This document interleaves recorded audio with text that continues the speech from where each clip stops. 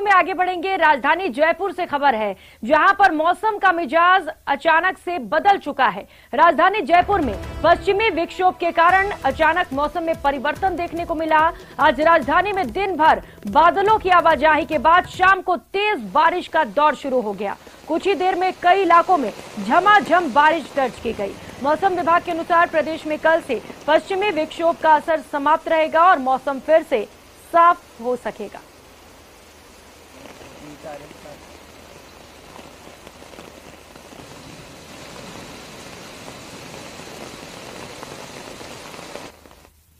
और खबर माउंट आबू से है, जहां पर आज माउंट आबू कुछ गुलमर्ग की अंदाज में नजर आया। पिछले 1 घंटे से माउंट आबू में ओलावृष्टि हुई और ओला गिरने से जमीन पर सफेद चादर देखने को मिली। इसे देखते हुए पर्यटक भी खासा उत्साहित नजर आए। पर्यटक प्रकृति का नजारा देख रोमांचित हो उठे। तापमान में भी गिरावट दर्ज की गई है। बारिश के चलते जो लोग वहां पर पहुंचे हुए हैं वो भी रोमांचित हो उठे। सतरंगी होली के बाद सफेद चादर छाई देखने को मिली, जिसके चलते लोगों ने वहां पर जमकर लुत्फ उठाया। और अब ओलों की बारिश होली के साथ बारिश का संगम देखने को मिला।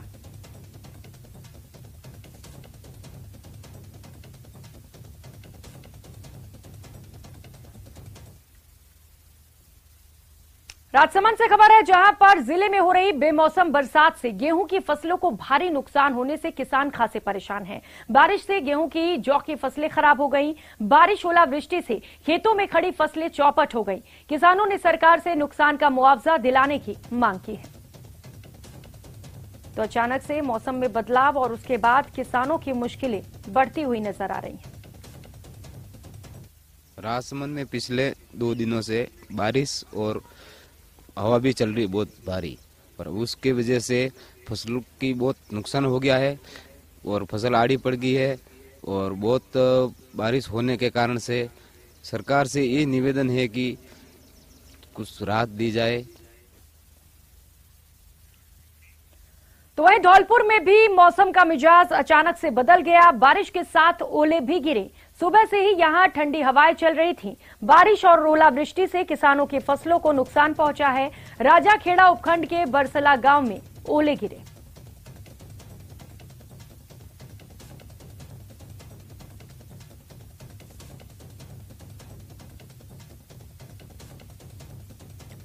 तो तेज बारिश और उसके साथ साथ ओलावृष्टि, जिसके चलते किसानों की फसलों को नुकसान पहुंचा और इसके साथ ही मौसम में भी बदलाव देखने को मिल रहा है। लोग वहां पर हल्की ठंड महसूस कर रहे हैं।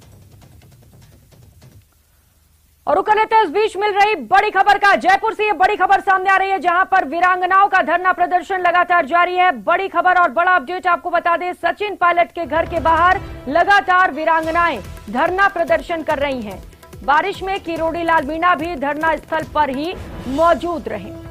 तो आज जमकर बारिश देखने को मिली और इस बारिश के बीच भी सांसद किरोड़ी लाल मीणा लगातार धरने पर डटे रहे। कई दिनों तक धरना प्रदर्शन करते हुए शहीद स्मारक पर ही उन्होंने रात भी बिताई और वीरांगनाओं की मांगों को लेकर लगातार वो सचिन पायलट के घर के बाहर धरना प्रदर्शन कर रहे हैं। बारिश भी उनके रास्ते को नहीं रोक पाई। बारिश चलती रही और इस बीच सांसद किरोड़ी लाल मीणा का धरना प्रदर्शन भी जारी रहा।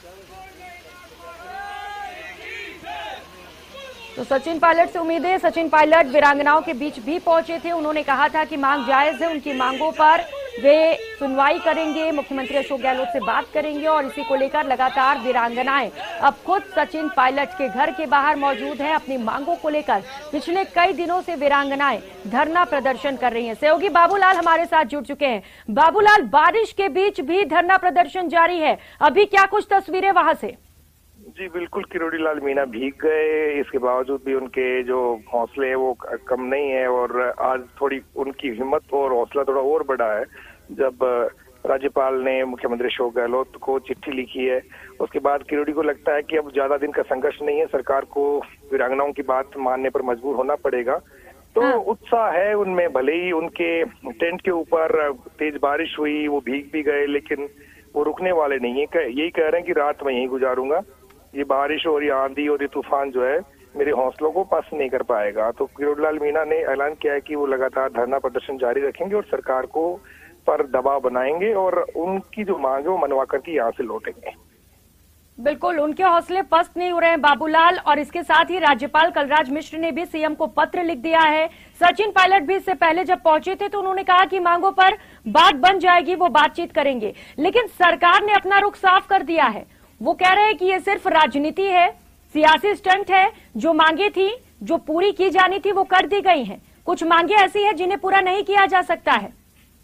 जी देखिए, गवर्नर के लेटर के बाद में सरकार फिर से विचार करेगी कि क्या ये मांगे मानी जा सकती हैं। इसके लिए जल्द माना यही जा रहा है कि अगले 1-2 दिन बहुत महत्वपूर्ण है, क्योंकि मुख्यमंत्री अशोक गहलोत को राज्यपाल की चिट्ठी लिखना बहुत अहमियत रखता है और राज्यपाल ने कहा है कि यथोचित इनकी मांगों का आपको समाधान करना चाहिए। वीरांगनाएं इस तरह से अगर परेशान हो रही है और मेरे समक्ष आकर के उन्होंने इच्छा मृत्यु की बात कही है, तो ये मामला गंभीर है और आप इसमें जो है सम्मानजनक इनकी बातों को आपको स्वीकार करना चाहिए और पॉजिटिव वे में आपको सोचना चाहिए।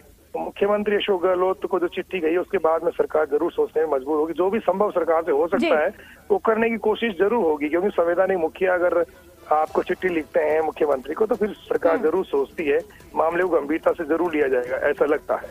बिल्कुल बाबूलाल, गंभीरता से लिए जाने की जरूरत भी है, क्योंकि जिन जवानों ने देश के लिए शहादत दे दी, कम से कम उनके परिवारों की तो सरकार सुने। बहुत शुक्रिया आपका बाबूलाल इन तमाम जानकारियों के लिए।